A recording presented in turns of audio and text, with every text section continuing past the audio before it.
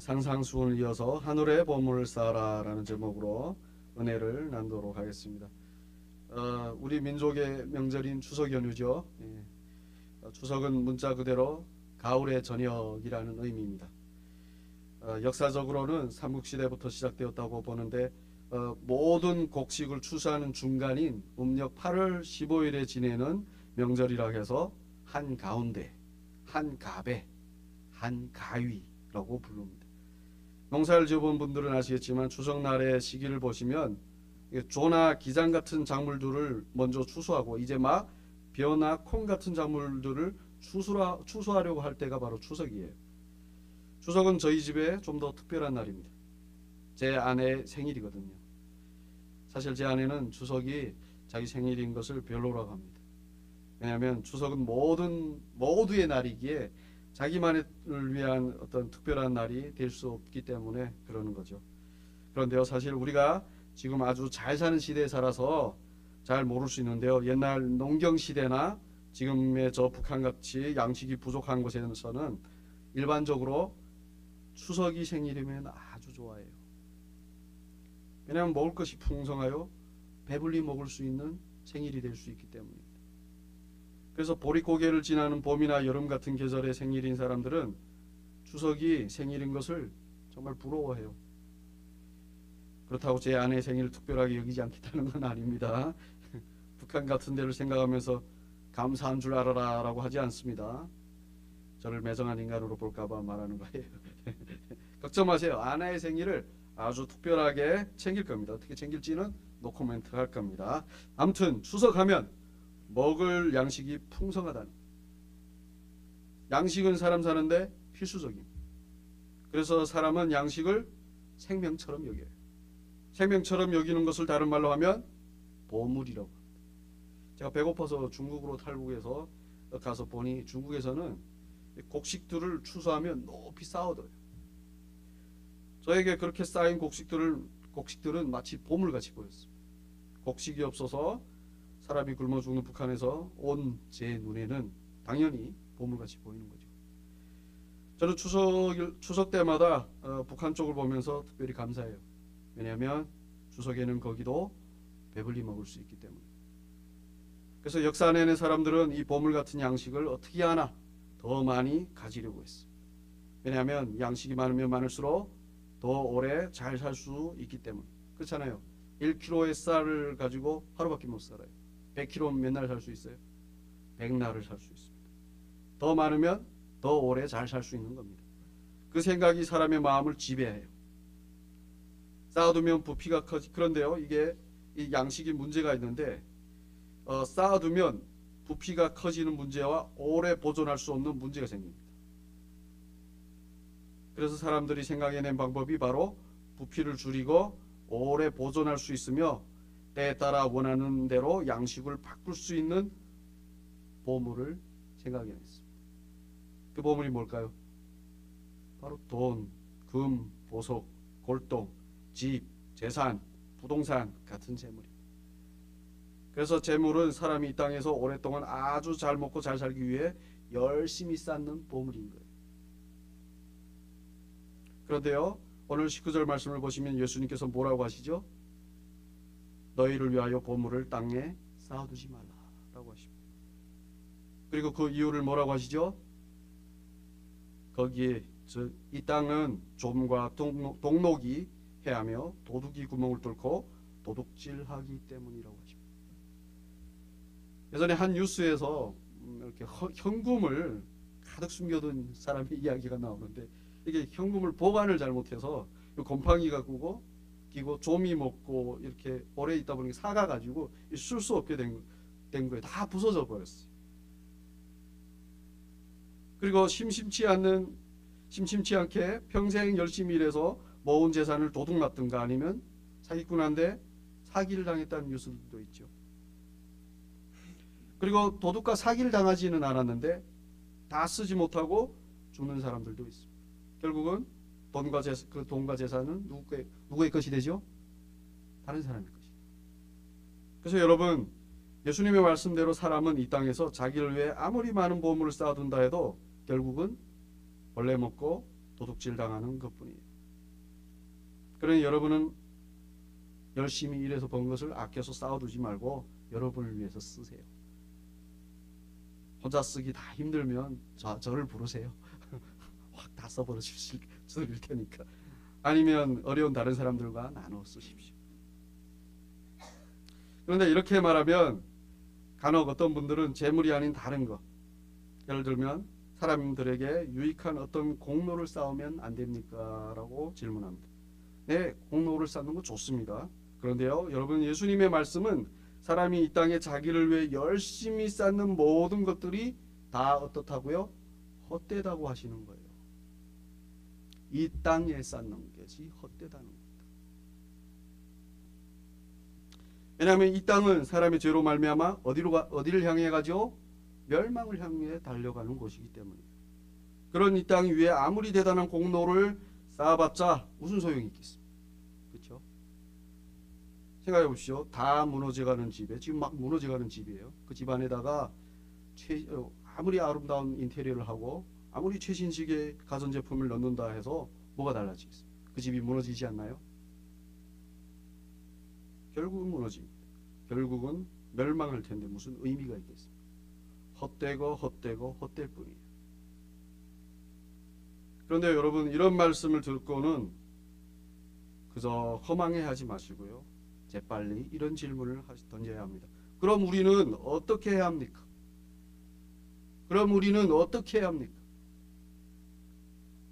이런 질문을 하면 예수님은 우리가 어떻게 해야 할지를 말씀해 주시죠. 오늘 보면 20절을 말씀하십니다. 20절에서 말씀하십니다. 함께 읽겠습니다. 오직 너희를 위하여 보물을 하늘에 쌓아두라. 거기는 좀이나 동록이 해하지 못하며 도둑이 구멍을 뚫지도 못하고 도둑질도 못하느니라. 아멘. 네, 우리를 위해 보물을 어디에 쌓아두라고 하시죠? 하늘에. 거기는 벌레도 도둑도 없기 때문이에요. 하늘은 영원하신 하나님이 계시는 나라예요. 그 나라에 쌓는 것은 영원히 그대로 있는 거예요. 예수님은 그런 하늘에 우리의 보물을 쌓으라 하십니다. 예수님의 말씀대로 이 땅이 아닌 하늘에 보물을 쌓는 저와 여러분이 되시길 진심으로 축복합니다. 자, 그런데요, 관건은 어떻게 해야 예수님의 말씀처럼 보물을 하늘에 쌓을까입니다. 이에 우리는 먼저 사람이 왜 이 땅에 보물을 쌓으려 하는지를 생각해 보면 알아요. 아까 말씀드렸지만 사람이 이 땅에 왜 보물을 쌓죠? 아주 오랫동안 잘 살기 위해서. 간단히 하면 이 땅에서 살기 위해서예요. 그런데 아까 또 말씀드렸지만 이 땅은 사람이 죄로 말미암아 멸망을 향해 간다고 했습니다. 영원히 살 수 없는 거지. 오직 하늘, 즉 하늘나라가 바로 우리가 영원히 살 곳이에요. 그러면 보물을 하늘에 어떻게 쌓는가에 대한 그 답의 윤곽이 나오는 거죠. 네, 하늘에서 살려고 하면 되는 거예요. 여러분 기억하십시오. 하늘에서 살려고 하면 되는 거예요. 이 땅에서 살려고 이 땅에 보물을 쌓는 것처럼 하늘에서 살려고 하면 자연히 보물을 하늘에 쌓게 되는 겁니다. 하늘에서 산다는 말을 한 단어로 하면 뭐죠? 영생입니다. 그래서 하늘에 보물을 쌓는 일은 곧 영생을 얻는 일이 되는 겁니다. 자, 그러면 영생은 어떻게 얻나요? 우리가 다 알죠? 어떻게 얻죠? 바로 예수 그리스도를 믿음으로 얻습니다. 요한복음 3장 16절을 함께 읽겠습니다. 하나님이 세상을 이처럼 사랑하사 독생자를 주셨으니 이는 그를 믿는 자마다 멸망하지 않고 영생을 얻게 하려 하심이라. 아멘. 그렇습니다. 여러분, 하늘의 보물을 쌓는 방법, 즉 영생을 얻는 방법은 오직 예수 그리스도를 믿는 것. 그래서 오늘 예수님께서 하늘의 보물을 쌓으라고 하신 말씀은 다른 것이 아니라 뭘까요? 예수님 당신을 믿으라고 하시는 말씀. 저는 하늘의 보물을 쌓는 방법에 대한 많은 설교와 글을 읽었습니다. 최근에 어떤 유튜버를 보니까 이런 말이 있더라고요. 읽어보십시오. 이 말씀을 읽으면 재물이 넘칩니다. 뭐 이런 게 올라와 있더라고요. 참. 근데 거의 대부분이 그래요.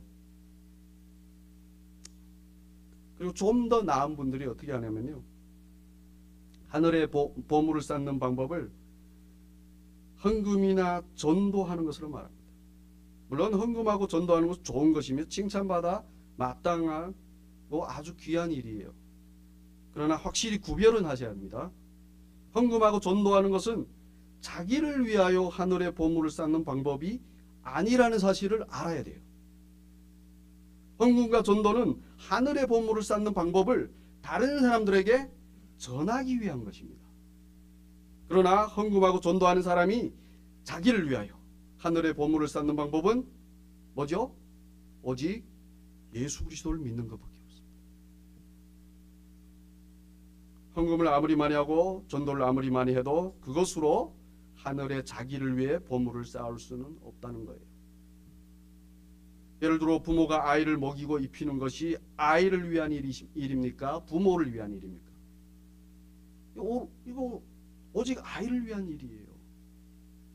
그래서 여러분, 우리는 오직 우리를 위한 보물을 하늘에 쌓는 일을 해야 됩니다. 그 일이 바로 예수 그리스도를 믿는 것입니다. 왜냐하면 하나님의 말씀이 예수님을 믿음으로 영생을 얻는다고 말씀하기 때문입니다. 그래서 우리는 우리를 위해 보물을 하늘에 쌓는 일에, 그 일인 예수를 믿는 일에 어떻게 해야 될까요? 열심을 내야죠. 열심. 예수를 믿는 일에 열심을 내야 합니다. 그래야 다른 사람들에게도 오로지 예수 그리스도를 믿도록 하는 헌금이나 전도를 하는 것입니다. 그리 되는 저와 여러분이 되시길 진심으로 축복합니다. 그런데요, 제가 목회를 하면서 발견한 것이 있는데요, 거의 대부분의 성도들이 오랜 시간을 신앙생활하고 나면 믿음이 예전 같지 않다고 느낀다는 것. 심하면 예수를 더 이상 믿지 않는 것 같다고 느낍니다. 말로는 믿는다고 하는데 실제로는 믿지 않는 것 같은 자신을 보게 된 거죠. 그래서 왜 그럴까 연구를 해봤습니다. 그러다가 이런 사실을 알게 되었습니다. 믿음이 약해졌다 또는 믿지 않는 것 같다라고 하는 사람들에게 공통적으로 나타나는 것인데요, 그것은 바로 그들이 예수 그리스도에 대해 잘 알지 못한다는 거예요. 잘 알지 못한 상태에서 그저 어렴풋이 아는 교리 몇 개를 가지고 평생 이런 거 저런 거 해야 하는 보물 쌓는다는 식의 율법주의적인 신앙생활이나 자기에게 유익한 어떤 것을 하나님으로부터 얻으려고 하는 기복주의적인 신앙생활을 하다 보니 정작 예수님에 대해서는 깊이 모르는 것. 예수님을 잘 모르다 보니 우리를 인도하시는 예수님을 삶에서 경험할 수 없는 것. 여러분, 이게 진짜 중요한 거예요. 제가 성경 공부를 하면서 또 그동안 해온 목회를 하면서 경험한 모든 성도들이 거의 99%가 잘 몰라서 잘 못 믿어요. 그냥 자기 열심으로 그동안은 해왔어요. 어느 순간부터 번아웃이 오는 겁니다. 힘든 거예요. 더 이상 버티기 힘든 거예요. 그러다 보니 마음에서 서서히 예수가 희미해지는 거예요.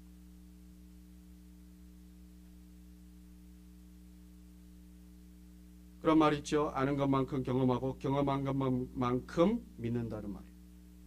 예수님을 올바로 잘 알면 그분을 경험하게 되고 그분을 잘 믿게 됩니다. 그래서 기독교의 믿음은 자주 말씀드리지만 뭐라고 제가 자주 말씀드리죠? 알미 동반되는 믿음이에요. 그냥 믿습니다가 아니에요. 그분에 대해서 아는 것이 동반되는 믿음. 만약 예수님을 잘 모르는 상태에서 신앙생활을 하면 결국 그것이 예수 믿는 것을 무의미하게 여기는 상태까지 갑니다. 그러면 보물을 하늘에 쌓을 수 없게 되고 영생으로부터 멀어지는 겁니다. 그래서 요한복음 17장 3절에서 영생은 곧 유일하신 참 하나님과 그가 보내신 자 예수 그리스도를 아는 것이라고 하시는 거예요. 좀 더 간단히 하면 하나님과 예수님을 아는 것 자체가 영생이라고 하시는 거죠. 자, 그러면 어떻게 하나님과 예수님을 알 수 있을까요? 하나님의 말씀을 통해, 그리고 그 말씀을 삶에서 경험함으로 알 수 있는 것입니다. 그렇게 말씀으로 하나님과 예수님을 아는 것이 하늘의 보물을 쌓는 거예요. 지난주에 금식에 대한 설교를 하면서 우리를 영원히 살리는 양식은 육신의 양식이 아닌 영원의 양식이라고 했습니다. 그 영원의 양식이 바로 하나님과 예수님을 알게 하는 말씀인 겁니다. 말씀이라는 양식을 먹음으로 하나님과 예수님을 알므로 우리의 영혼이 사는 겁니다. 그래서 예수님께서 40일간 광야에서 시험 받으실 때 돌로 떡을 만들어 먹으라고 한 마귀에게 사람은 떡으로만 사는 것이 아니라 뒤에 뭐라고 하시죠? 하나님의 입으로부터 나오는 모든 말씀으로 산다고 하십니다. 그리고 예수님은 요한복음 6장 27절에서 오늘 말씀과 같은 맥락의 말씀하셨는데 썩을 양식을 위하여 일하지 말고 영생하도록 있는 양식을 위하여 하라고 하셨습니다. 그래서 여러분, 우리가 말씀을 통해 예수님을 알아 그분을 믿는 것이 바로 영생하도록 있는 양식을 위해 일하는 것이고 우리를 위해 보물을 하늘에 쌓는 것입니다. 그렇게 하는 저와 여러분이 되시길 진심으로 축복합니다. 그런데요, 그 일을 하려면 반드시 있어야 하는 것이 있는데 그게 뭔지 아십니까? 그게 바로 우리가 우리를 위해 하늘의 보물을 쌓으려는 그 마음이 있어요. 그 마음이 있어야 돼요. 오늘 본문 21절 보시면 보물이 있는 곳에 뭐가 있다고 하시죠? 마음도 있다고 하십니다. 그 마음을 22절과 23절에서는 눈으로 표현하십니다. 눈이 성하면 온몸이 밝을 것이요 눈이 나쁘면 온몸이 어두울 것이라고. 이 말씀처럼 마음이 어디 있느냐에 따라 인생의 결말이 달라지는 겁니다. 이 땅에 보물을 쌓는 데만 마음이 있으면 하늘의 보물을 쌓는 데는 마음이 없는 거예요. 눈이 나쁘면 보이는 것은 어둠뿐입니다. 마음이 하늘에 없으면 결말은 영원한 어둠이죠. 재물에 눈이 멀었다는 말이 있죠. 재물이 무엇인지 모른다는 말이 아닙니다. 재물밖에 모른다는 말이죠. 눈으로 이 땅만 본다면 하늘에 대해서는 눈이 멀어 있는 거예요. 그런 상태에서는 절대로 하나님을 섬길 수 없어요. 19절부터 22절까지 해서 하신 말씀을 좀 더 명확하게 24절에서 이렇게 말씀하십니다. 함께 읽겠습니다. 한 사람이 두 주인을 섬기지 못할 것이니 혹은 이를 미워하고 저를 사랑하거나 혹 이를 중히 여기고 저를 경히 여김이라. 너희가 하나님과 재물을 겸하여 섬기지 못하느니. 네, 이 땅에 쌓는 보물인 재물과 하늘에 쌓는 보물인 하나님을 겸하여 함께 섬기지 못한다고 하십니다. 왜냐하면 우리의 마음이 재물을 사랑하면 하나님을 미워할 것이고 하나님을 사랑하면 재물을 미워할 것이기 때문입니다. 자, 이 시점에서 질문을 하겠습니다. 여러분의 마음은 어떤 상태입니까? 이 땅에 보물을 쌓고 있습니까? 아니면 하늘의 보물을 쌓고 있습니까? 어디에 마음이 있습니까? 재물을 사랑하십니까? 하나님을 사랑하십니까? 재물을 사랑하는지 안 하는지는 이렇게 생각해 보시길 바랍니다. 여러분에게 합리적이지 않는 어떤 불이익을 받을 때 여러분이 어떻게 반응하시는지 한번 보십시오. 마음에 미움과 원망이 있으면 그것은 재물을 하나님보다 더 사랑하는 거예요. 아닌 사람 한번 손 들어 보십시오. 부끄러워하지 말고요. 한번 딱 들어보십시오. 그런 성자가 여기, 그런 성인이 여기 있기를 지금 바라는데 한번 접니다 하고 한번 해보십시오. 근데 사람 중에는 거의 없어요. 요즘 이찬이가 아파서 병원에 입원해 있는데 제가 아이가 빨리 낳기를 바라면서 한쪽으로 가장 많이 신경 쓴 게 뭔지 아십니까? 병원 비용이. 지불할 비용이 없어서 그런 게 아닙니다. 아까워서 신경이 쓰입니다. 입원하는 날이 길어지면 길어질수록 병원 측에 대한 불평, 그리고 아이를 아프게 한 하나님에 대한 불만이 커지는데, 그런 저를 보면서 저는 다시금 새롭게 저에 대해서 알게 되었습니다. 저는요, 그동안 재물엔 별로 마음을 두지 않고 산다고 생각했어요. 그런데 그게 아니라는 사실을 안 거예요. 겉으로는 아닌 것처럼. 그러나 저도 모르게 제 깊은 곳에서는 재물을 하나님보다 더 사랑하고 있었던 것입니다.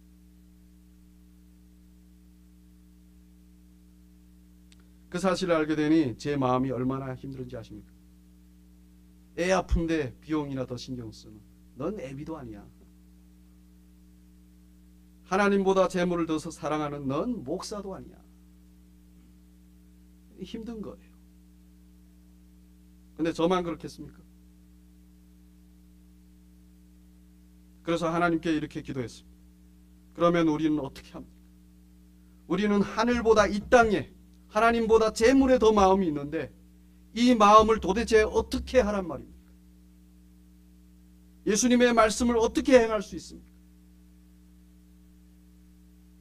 썩어질 양식을 위해 일할 수밖에 없는 우리를 어떻게 하라는, 어떻게 해야 합니까? 그 질문에 하나님은 바로 말씀으로 대답해 주셨습니다. 그래서 말씀이 바로 우리를 살린다는 사실을 또 경험한 거예요. 막 힘들어 죽겠는데 그 말씀에 큰 위로를 받았습니다. 에스겔서 36장 26절부터 27절까지인데 함께 읽겠습니다. 또 새 영을 너희 속에 두고 새 마음을 너희에게 주되 너희 육신에서 굳은 마음을 제하고 부드러운 마음을 줄 것이며 내 영을 너희 속에 두어 너희로 내 율례를 행하게 하리니 너희가 내 규례를 지켜 행할지라. 아멘. 로마서 5장 5절 함께 읽겠습니다. 우리에게 주신 성령으로 말미암아 하나님의 사랑이 우리 마음에 부은 바 됨이니. 아멘. 새 영, 즉 새 마음을 주시어 하나님을 사랑하게 하시겠다고 하시는 말씀. 우리는 사랑할 수 없는데, 우리는 이 땅에 보물만 쌓는 데만 마음을 두고 재물을 하나님보다 더 사랑하는데 그 마음을 성령으로 말미암아 하늘의 보물을 쌓도록, 하나님을 더 사랑하도록 하나님이 하시겠다는 거죠. 이 얼마나 큰 은혜의 말씀입니까? 우리가 스스로 할 수 없는 것을 예수님 안에서 성령으로 할 수 있도록 해주시겠다니 어찌 감사하지 않을 수 있겠습니까? 그리고 어찌 기뻐하지 않을 수 있겠습니까? 여러분, 그래서 여러분이 못하는 것 때문에 여러분 실망하지 마십시오. 하나님 해주십시오.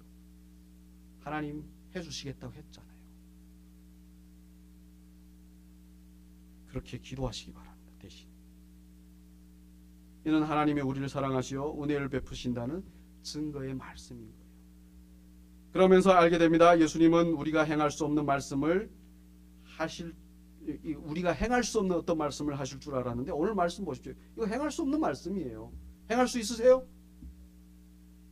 없어요. 그래서 실망을 했는데 오히려 당신이 친히 성령으로 행하시는 말씀이라는 것을 알게 되었습니다.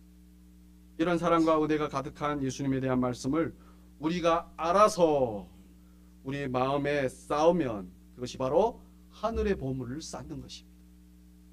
예수님 누가복음 17장 21절에서 하늘, 즉 하나님 나라는 너희 안에 있다고 하셨습니다. 고로 우리 마음에 하늘에서 내려온 양식이시며 보물이신 예수님에 대한 말씀을 쌓는다면 그것이 바로 하늘의 보물을 쌓는 것입니다. 그리 되길 바라며 여러분, 우리는 아까 좀 전에도 말씀드렸지만 오늘 이 말씀대로 우리에게 이루어지길 소망하면서 어떻게 해야 될까요? 기도해야 돼요. 이루어지게 말씀하셨으면 그대로 이루어지게 하십시오. 왜냐하면 이대로 이루어지면 우리에게서, 우리는 물론 우리에게 유익이죠. 우리는 물론 우리에게서 그 사랑과 은혜가 발산이 돼요. 그 발산되는 것을 보고 다른 사람들도 하늘에 보물을 쌓는 일을 하려고 하기 때문에, 우선이 먼저 우선순위를 여러분 매기십시오. 우선순위가 뭐죠? 내가 내 안에 말씀으로 그 보물을 쌓으면 자연스럽게 그 다음에 발산이 되는 거예요. 그 발산되는 것을 보고 사람들도 하늘의 보물을 쌓는 일을 하려고 한다는 거죠. 그렇게 되는 추석 연휴 되시기 바랍니다. 옆에 가족들에게 여러분들이 그 말씀하셨잖아요. 아, 예수 믿는 거, 예수님이 내 안에 있구나. 이 말씀이 내 안에 있구나. 이게 내가 하늘의 보물을 쌓고 있었구나. 나에게는 영생이 있구나. 그러니 뭐 때문에 가족들하고 싸울 이유가 있겠습니까? 물론 우리 가족이 제일 많이 싸울 거예요. 그렇죠? 그들에게 그분의 그 사랑, 우리가 이렇게 된 것은 누구의 은혜 때문이죠? 예수님의 은혜 때문에. 그 은혜를 그냥 발산해 보이시면 돼요. 그렇게 되는 저와 여러분이 되시길 진심으로 축복합니다. 예, 우리 함께 찬송가 92장 주 예수보다 더 귀한 것은 없네 찬양하겠습니다.